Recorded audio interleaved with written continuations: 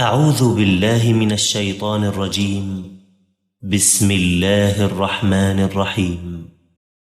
إذا زلزلت الأرض زلزالها وأخرجت الأرض أثقالها وقال الإنسان ما لها يومئذ تحدث أخبارها بأن ربك أوحى لها يومئذ يصدر الناس أشتاتا ليروا أعمالهم فمن يعمل مثقال ذرة خيرا يره ومن يعمل مثقال ذرة شرا يره.